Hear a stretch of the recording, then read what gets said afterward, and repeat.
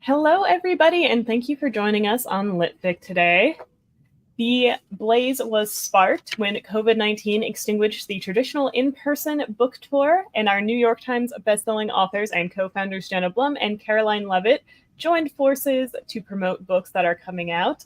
Welcome to Lit Fic specifically. I am Bo Ellis. I'm a Facebook and social media director at The Blaze, a writer myself, and a producer. And today we welcome Michelle Willdgen, author of Wine People, this amazing book I have right here. Michelle Willdgen is the author of the novels Wine People, You're Not You, But Not for Long, and Bread and Butter, the editor of a food writing anthology, Food and Booze, a former executive editor with the award-winning literary journal Tin House.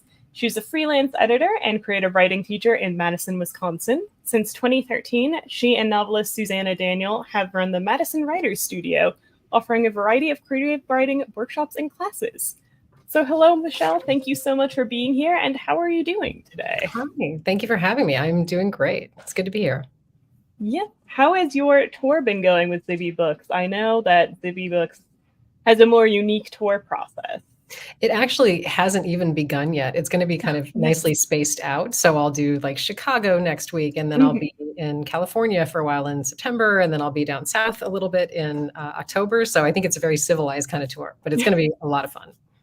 That is nice. I know a lot of tours have so many things jam-packed into about 1 week, which sounds exhausting. So I'm glad that you get a bit of a more relaxed schedule, so you get to really enjoy it as you go along. Yeah, I think that was sort of, it just sort of happened that way, but then I was like, oh, this is going to be much nicer. I'm sure. I did want to ask probably the most obvious question about Wine People, which is why did you choose the wine industry to write a book about?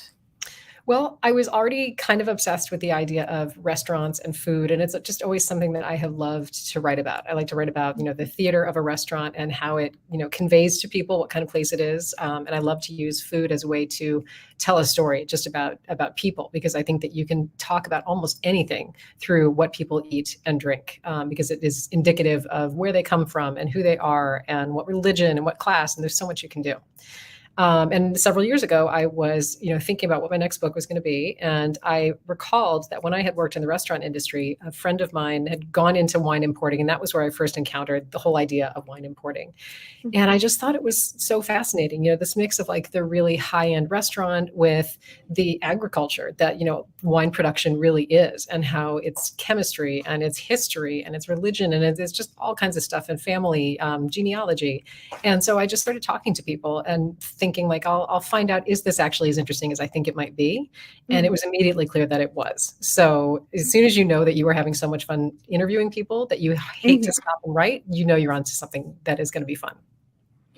That makes a lot of sense. And I am myself a complete outsider to the wine industry. I knew basically nothing about it other than, vineyards exist, wine comes from there. They're older wines from Europe are seen as sometimes fancier than wines from America. That was about the extent of my knowledge. But Wine People explains it really beautifully as we follow Ren and Ethely throughout their various journeys at different points of their business with regards to wine. Did you go to vineyards and things to research more? I did. A few different kinds of research. So some of it was just talking to people on the phone. Some of it was spending some time in like the Central Coast of California with my friend who had worked in wine importing and another friend, and just sort of doing a little mini version of what these characters do of going from, vineyard to vineyard and tasting all their stuff. And then when I was in Italy in 2019, I also hit a couple of Italian wineries because a friend of mine who owns a wine store and who basically just tells me what to drink, and I just listen to her and, don't ask questions, had arranged a couple of those visits. So all of those things kind of show up in different forms. Yeah. And I loved reading about them as, again, somebody who maybe doesn't have a refined enough palate to enjoy wine, or maybe I haven't tried the right wine yet. The descriptions of wine that you wrote made it sound very amazing. Like it just sounded beautiful, and it made it sound like something that you would really want to drink. did you write for food and booze? So did you already kind of have those descriptions, or did you do a lot of research to get those descriptions correctly when describing what wine tastes like and the kind of emotional experience of drinking it? I mean, I've been writing about food in particular for a really long time, because I just happen to love it. I don't know that I am as skilled at actually tasting a wine and describing that wine, but when it comes to imagining a wine, that like I have that vocabulary for, and and some of it too is just talking to people and getting an idea, how do they describe wine, and how do they enjoy it. But I didn't want it to be like, I didn't want it to be snooty, or the kind of thing that I think there's an old-fashioned vision of wine is this kind of like only European thing, and it's so much more fun now. I think and I think you don't have to have a refined palate to enjoy wine or not. There's all kinds of stuff that you might like or you might not, and you don't have to even know why you like it. You can just be like, I simply enjoy that, and I think that's all great. So yeah, I just really paid a lot of attention, and then I just imagined like what was the wine that I thought my characters were drinking, and sometimes I would check it against like an expert friend who sometimes would say to me like, oh, that's not how I thought about a wine when I was tasting it in a professional context. I thought about it more like this, and so then I would sort of tweak the language to be more realistic to that job. Mm-hmm. It is a very interesting sort of crossroads between a really intense passion that your characters have for wine and needing to be professional about it. And I love that sort of balance that they had to strike in that. And what sort of what made you create these characters that really had wine as their passion in different ways from each other, but still it was the central focus of their passions? I mean, I think I really like to write about people who are obsessed with something, and who are really ambitious in something, because I think it is so much more fun to write about a character who is absolutely relentless in what they're trying to do. So at first, really, all I was doing was I talked to people, and I didn't know who I was going to write about. I was just getting a sense of like, what's the world? What kinds of people populate this world? And then slowly the two characters sort of came about. And so it really started with Ren, who is this sort of outsider character who comes from the Midwest, as do I. And she kind of claws her way into the restaurant importing industry. I'm sorry, the wine importing industry. And then the other one is born into it. She's born into a very respected, grape growing family, and she knows this world cold and feels completely welcome in it. So I just liked thinking about how these two really different women who feel very differently about their place in the world were going to deal with one another. And once I had those two, then I could start to figure out what the story was going to be. Mm-hmm. I really connected with Ren. Maybe that's because I am also from the Midwest, and am clawing into an industry that's different, which for me is theater. But there's an amazing description you have of Ren. I forget exactly what part, but it's Thessaly describing Ren, and she calls her scarily uptight and reserved to the point of being inanimate, but objectively cute. And I actually took a picture of that and I sent it to my friends because I was like, I think this is how people have basically described me before, because I am like a painfully shy person at first. So I loved reading about Ren and the way she changed over the course of the novel. And one thing I did love is that this Wine People has two main characters, Ren and Thessaly. I like that their relationship is it's the central love story of the novel. Was that important to you? Because they do have their own romantic things outside of each other, and their relationship isn't romantic, it is platonic, but their connection is the central relationship of the story. Was that important to you to make sure that connection was the focus? Yes, absolutely. And actually, I was talking to a writer last week who said, people are going to like ship Ren and Thessaly and are probably going to write that. How do you feel about that? I was like, that sounds incredible. I hope somebody does that. I'm delighted. I hope they send it to me. But yeah, I wanted that to be the main point.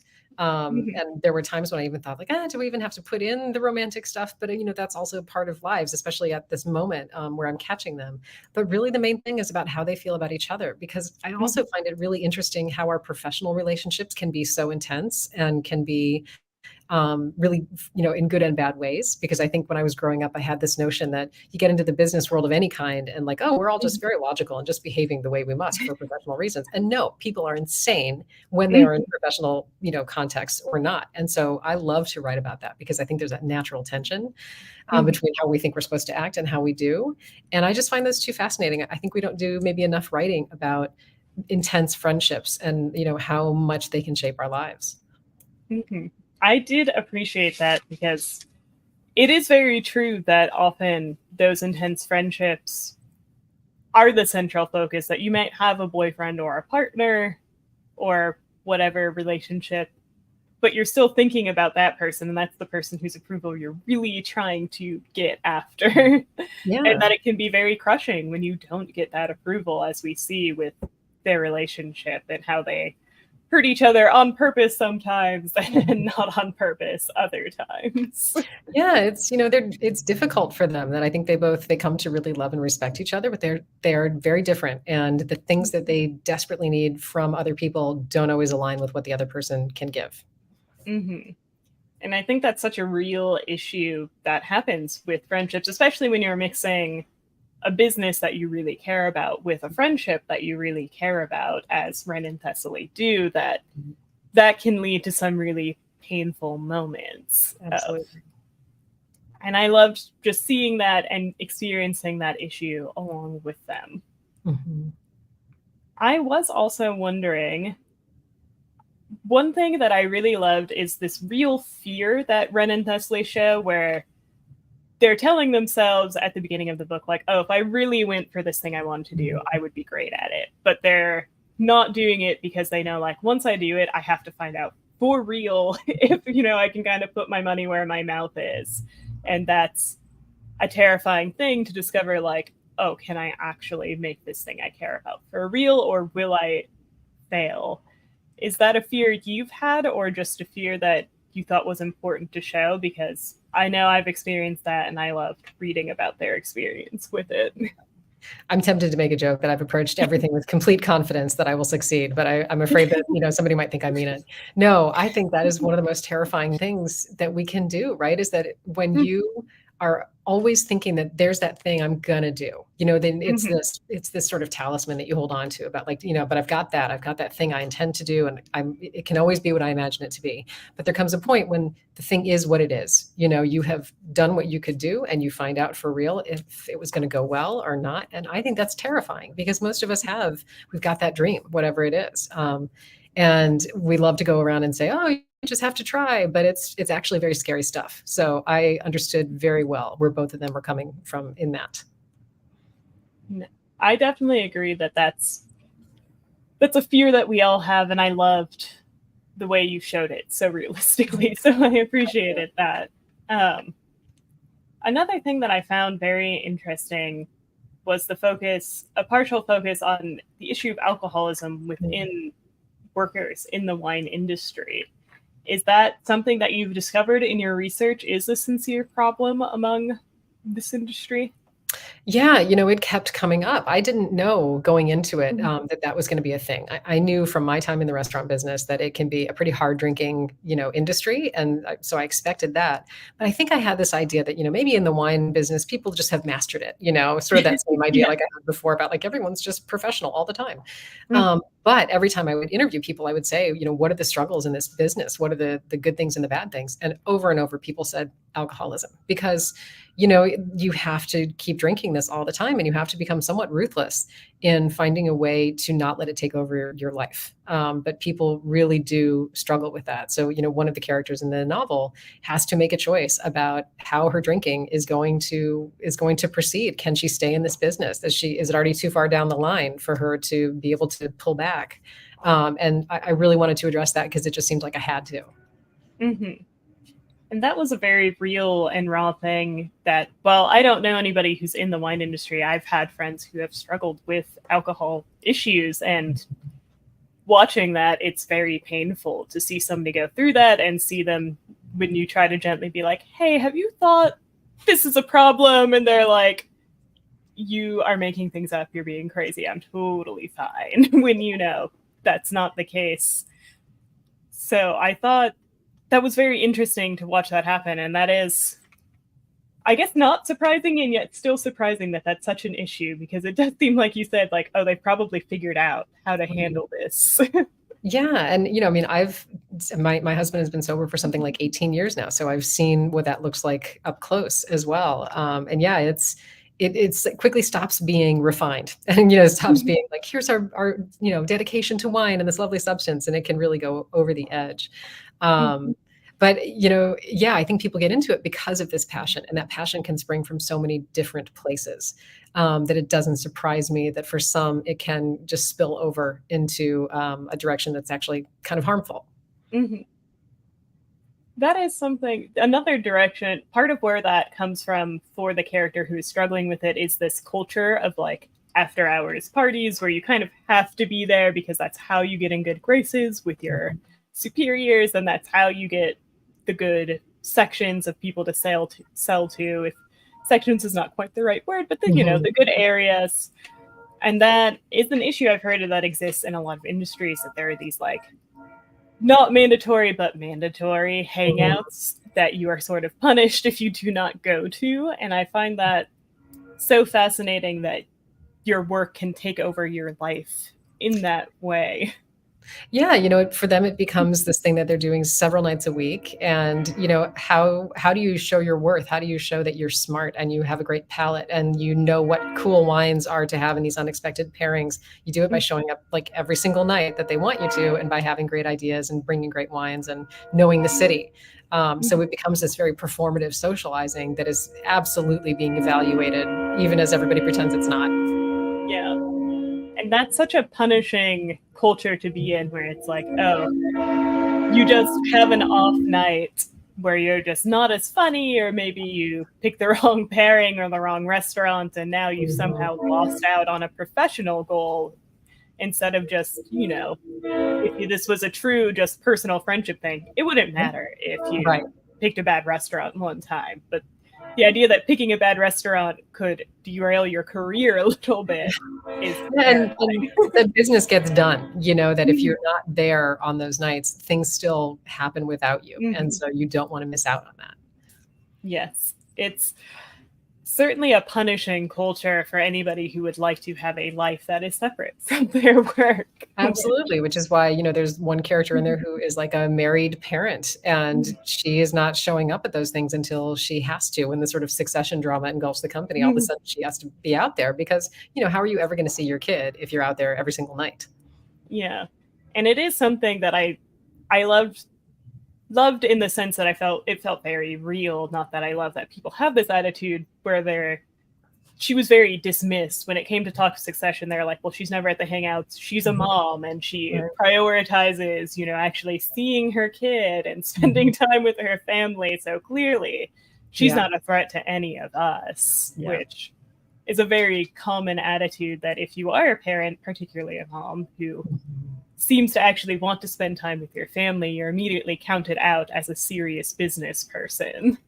Yeah, I mean, you'd hope not, but I think there is just that practical reality when a business is centered around being out at night. You're sort of like, well, how do we fix that? And when it's drinking, are you going to go out for really boozy lunches, instead? Like it's really hard to reconcile, I think, just that basic conflict. I also found the character of Lionel, who is the owner of the company that Ren and Thessaly work for, who starts the succession drama by being, like, maybe I'll retire soon. I don't know. Maybe I need to think about that, guys, to sort of freak everybody out. The way that the company is so run by his whims that he's not it doesn't seem like he runs it from a place of logic, but more a place of his emotions. Yes. Which seems so stressful to deal with. I sort of loved seeing the sort of terror of working under a boss like that, and Ren and Thessaly kind of having to cope with trying to impress this person that is so volatile in many ways.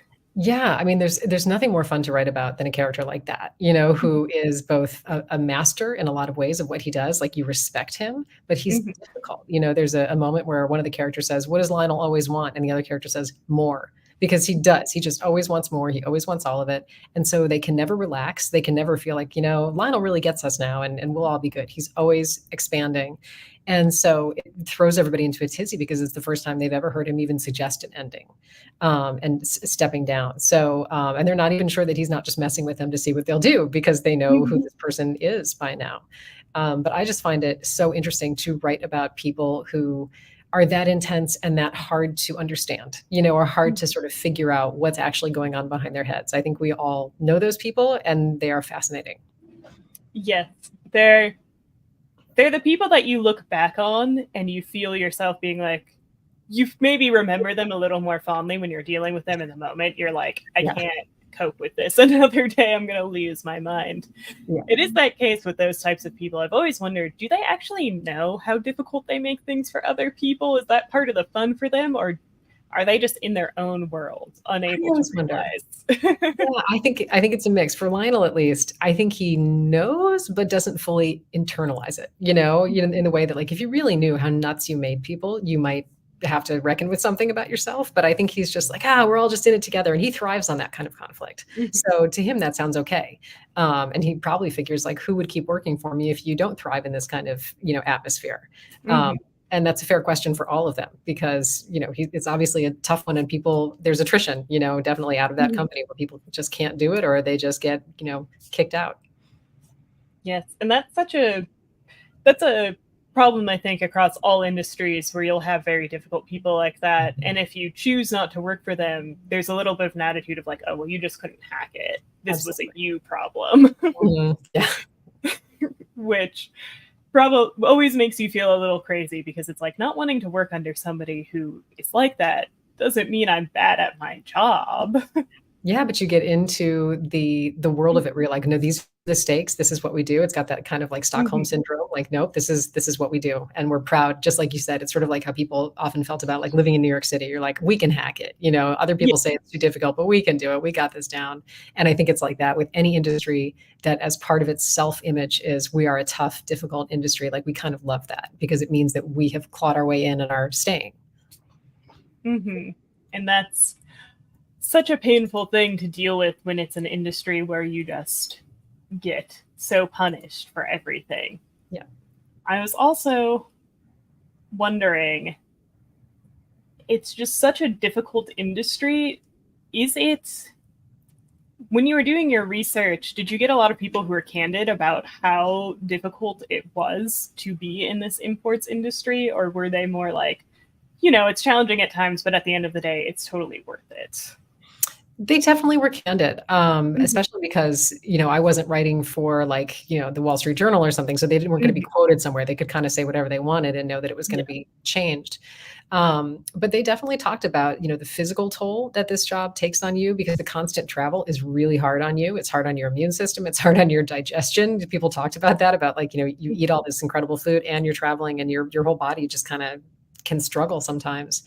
And talking to the sales reps were really, they made it clear how hard it could be to keep this really large list of possibilities in their heads.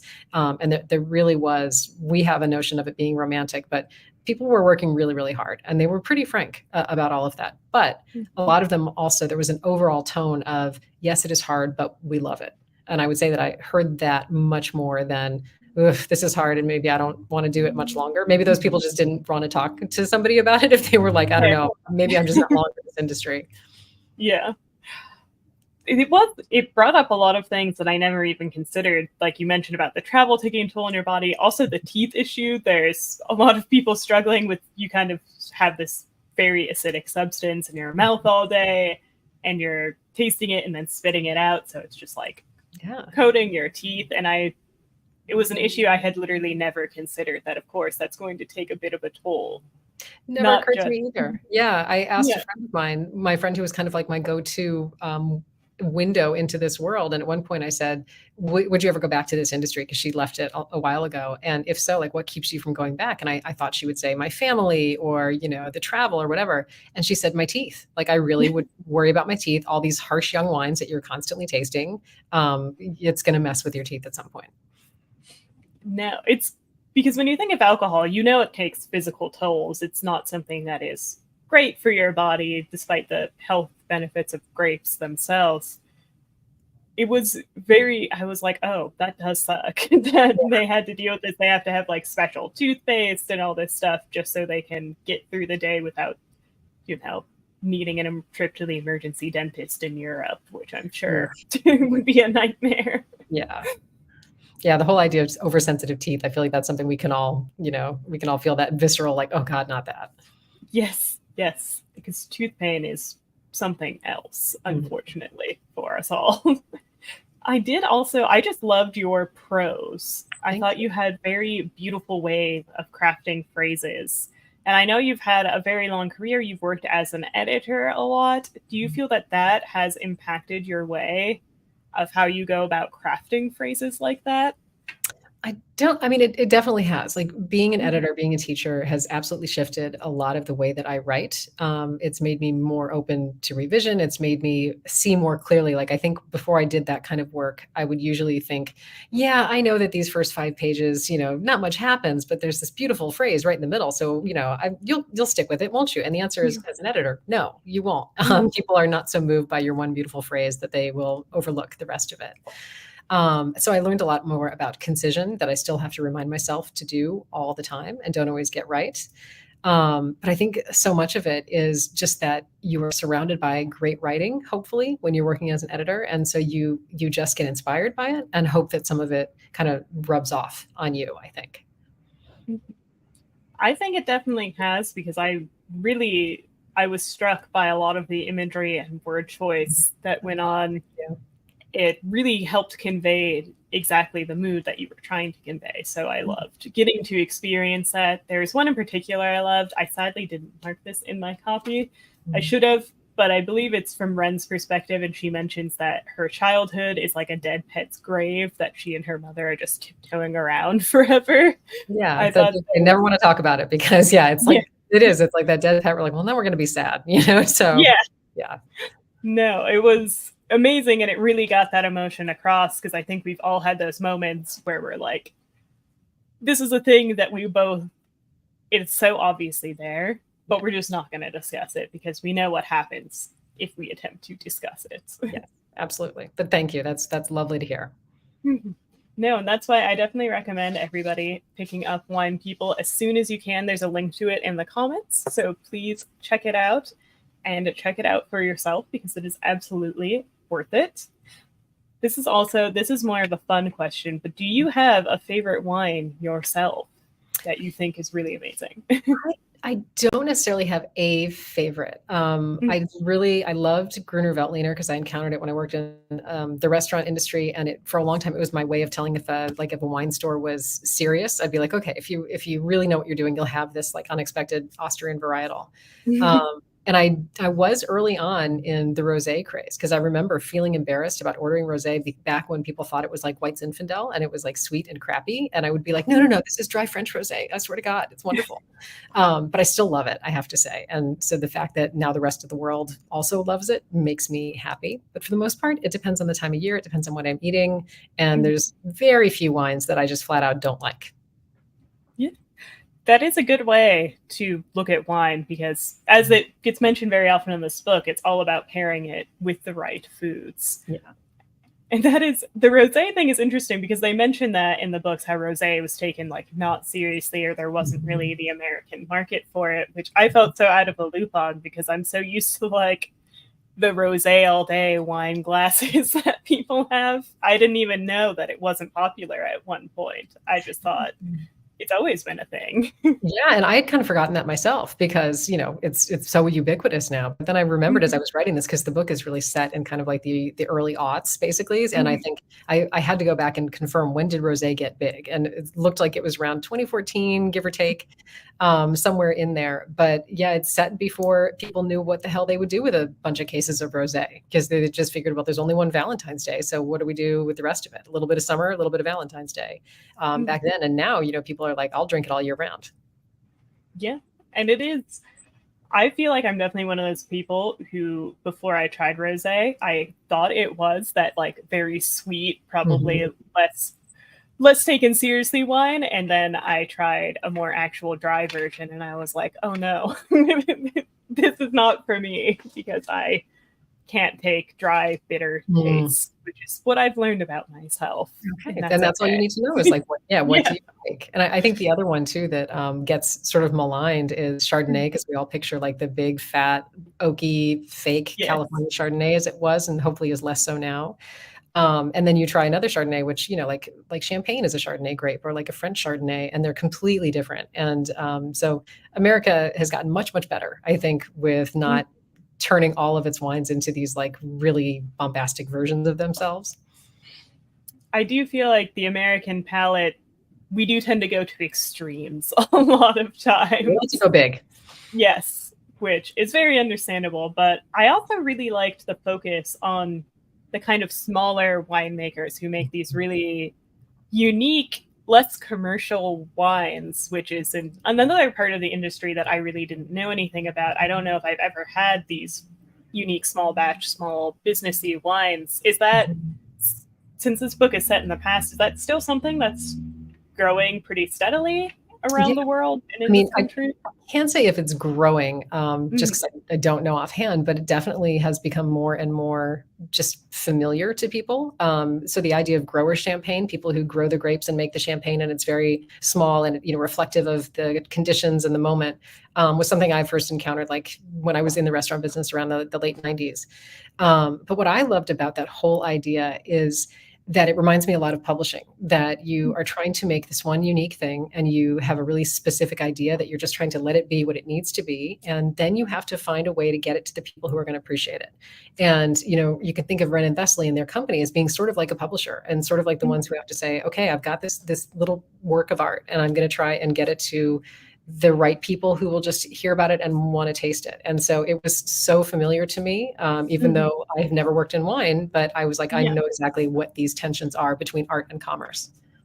Now, that was something, because possibly foolishly, I never thought of wine as being something that could be so comparative to art. But then hearing the characters describe it and describe their passion and what they want to do with it, I was like, oh, wow, this is very similar. And I work in the theater industry where we try to put on these small, incredibly meaningful shows that mean something a lot to one community, and they maybe don't have the biggest commercial appeal. They're not going to be, you know, a big Broadway show that's like Wicked that, you know, people would go to every year for 30 years, but they still mean something. And even if they did, you know, what you do in the theater, like that's ephemeral too. You know, you've got a script, you've got this thing that we can keep returning to. The process of making wine continues, but that one experience is never going to come around again.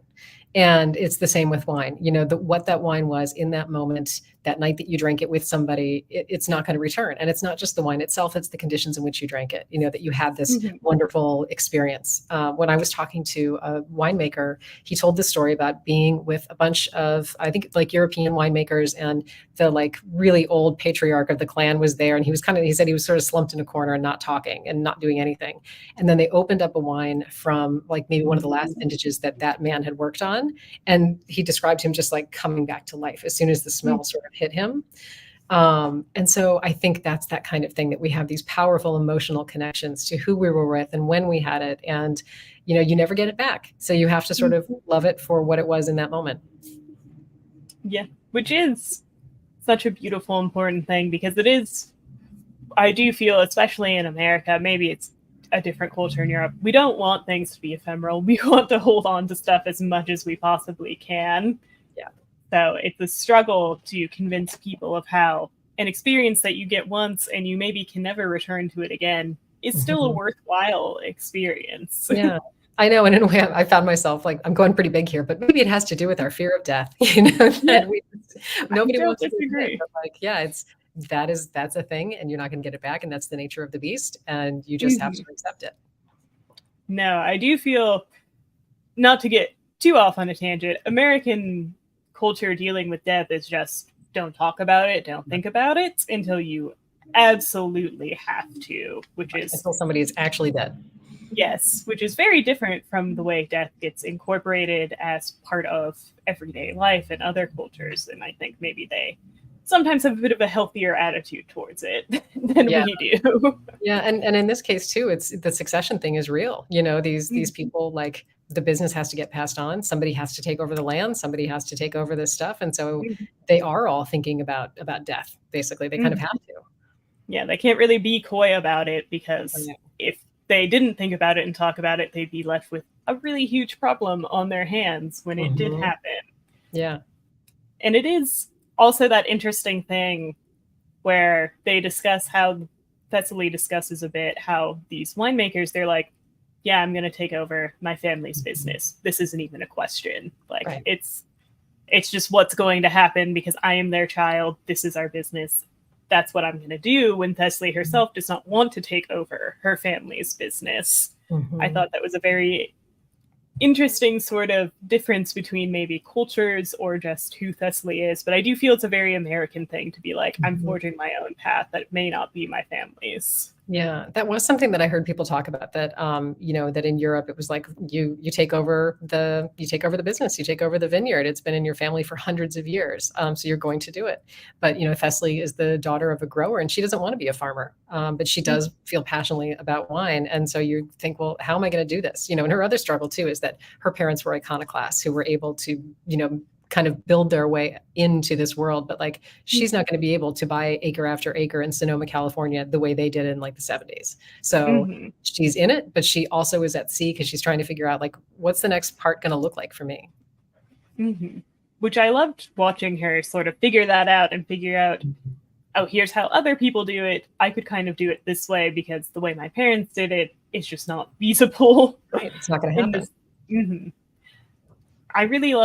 I love also reading books like you described about people who are very passionate about that one thing. I think it's sort of amazing to have that focused of a passion.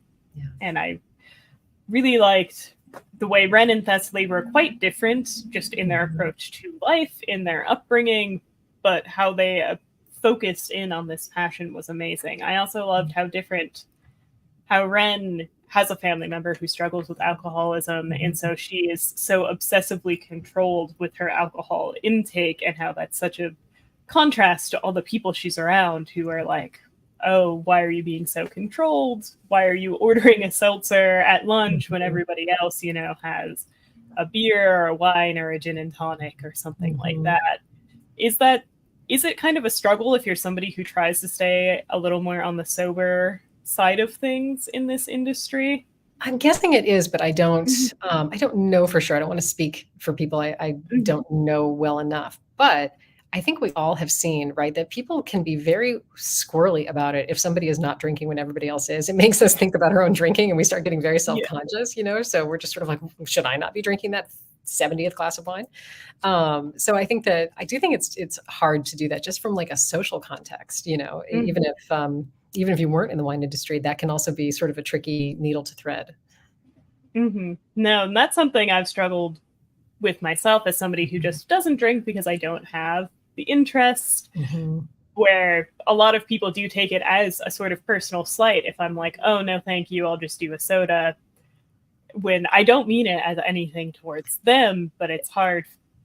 But then I get a sort of reaction like, oh, so you think I'm doing something wrong? Mhm. Yeah, you definitely, that feeling is definitely out there, and it's absolutely just self-consciousness from the people Mhm. who are drinking, but, you know, I embrace it. My husband hasn't had a drink in a long time, so I always have a designated driver, and it's really very handy. You know, that's a great point. That's Mhm. something that I also would bring up, particularly when I was in college. I was like, Yeah, well, we if you need need you. somebody to drive This is you, wonderful. like, I know. I really did love the way food is described in this, which I guess it makes sense because, as we've mentioned earlier, wine being paired with the right food is incredibly important. And you write about food, and the way you describe food just sounded really delicious and amazing. Was that important to you to also show the way that these two things are so connected that they're basically inseparable? Oh, absolutely. You know, part of it is just that the sight of food words on the page makes me happy. I love to think about it. My students make fun of me because I'm always like, you know, tell me more about the food they're eating. Couldn't that be revealing? Um, but yeah, sorry, I just totally lost my train of thought because I thought about being made fun of by my students. But yeah, with the food there, I remember learning from somebody that in Italy, you always drink with food. You don't like just have a glass of wine. It's considered gauche Mhm. and bizarre. And we obviously don't have that, and thank God I don't, because I'm happy to have a glass of wine without food. But Mhm. it is meant to be together, and they really do together form something completely different. So like one of the first examples I got of that in my own life was when I first was given like foie gras and sauterne, like some kind of sweet late harvest wine with it. And I would have thought you have red with foie gras, which is goose liver or duck liver. Mhm. But no, you do this sweet white, and they two of them together become a completely different, like third flavor. And so it really is a little bit magic when it's done well. Yes, and that's honestly, there's a lot of amazing suggestions for pairings in Wine People. So if anybody needs some ideas, that's another great Yeah. reason to I read went to the through. experts for that. And actually, there's a little QR code on there. Let me see, like right here on the back. And Yeah. I went to my friend Molly, the one who tells me what to drink. And Mhm. she helped us out with a bunch of pairings from the dishes that are in the book with what you would drink with them as well. Mhm. And that's something that I hadn't, as I've mentioned many times now, being an outsider, it's something I hadn't thought about how that's really important because I guess I'm so used to people ordering a glass of wine like at a bar where they may not necessarily have food, or if they have food, it's more along the lines of bar food and not Mhm. exactly the food you think about being paired with wine. And it's was really interesting to explore that side of it and how it can really enhance a meal and the way that humans have always been obsessed with food and food has always symbolized so much. So I understand why food comes up in your writing a lot as much as your students maybe tease you for it. Yeah, right. It's a thing that does reveal a lot about a person what they choose to eat, especially if it's Mhm. It does. I will often ask, I'll give a prompt of like, tell me about a memorable meal. And that Mhm. doesn't mean tell me about your best meal. It might be a terrible meal, or it might be a meal that was memorable because of everything going on around it rather than the Mhm. food. Like, you may not remember the food, but you remember sitting around that table. Because it is universal. We've all had to do it. We all, involve ourselves in the realm of eating. And some of us are interested and some of us are not. But if you're a fiction writer, there's few better ways to characterize a person than what they habitually eat or drink, or what they would never eat or drink, or any of those things. It's just a great prompt to start with. Mhm. And that is great writing advice for anybody who's a writer out there who's thinking of ways to get inspired. You could Mhm. try that. Absolutely. Yes. Are you reading anything in particular right now that you find very compelling? Let's see here. What have I started? Of course, like every time I am asked that in the moment, I am like, do I read? Have I read anything? Because I completely blank out on it. Yes. Um, So I have a book called The Three of Us, who's just came out, and it's got a cover that I kind of wanted for my own book too, where it's like spilled wine. I'm trying to remember who the author is, but I'm really excited to start that. And I'm also going to be reading a couple of books by Renee Rosen and Annie Catherine, because I'll be doing events with them in Chicago. And I was like, oh, I want to know who I'm Mhm. going to be talking to. So I'm really excited for those. But then I have my old favorites that I go back to when I want to get inspired to write. And for those, I go back all the time to like Lori Moore, Laurie Colwin, Alice Munro, Gabrielle Mhm. Hamilton, and I go back to them all the time. Yes, that's something I was going to look that there are these beautiful section parts of Mm, this book that have that kind of little spilled wine on the yeah, I page love that minimalist blotch. design. I Yeah, really love that me reading too. through it. I know when they I came up with that, I was like, I didn't know we could do that. That's amazing. Yeah, it's so evocative without being so minimalist. It's just a splotch on Mhm. the page, but it says a lot, which I Yeah, really loved. thanks. Okay. So I always ask this as my second to last question, but is there anything that I should have asked you that you wanted to discuss that I just didn't bring up in this interview? I don't think so. I think you covered all the things that I love talking about in this novel. So, yeah, of course, when we get off, I will immediately think of the things that I also wanted to discuss. But for now, I feel like we've covered it. Yes, it's impossible, I think, to cover an entire, 300-page novel in about 45 minutes, which is why everybody should go grab it. There's a link in the comments. So now my last question is, what are you doing next and where can people find you? Well, you can always find me on social media. I'm on Instagram at MS Wilgen. Facebook, I'm very easy to find, or at my website is michellewilgen.com. The next things I'm going to be doing are some events in Chicago. I'm going to be doing some online events. I will be in Rhode Island at the end of August. I'll be in California for a while in September. And so I'll be in wine country, and I'm super excited about that. But they can, get the actual details in all those places. I'm pretty easy to find.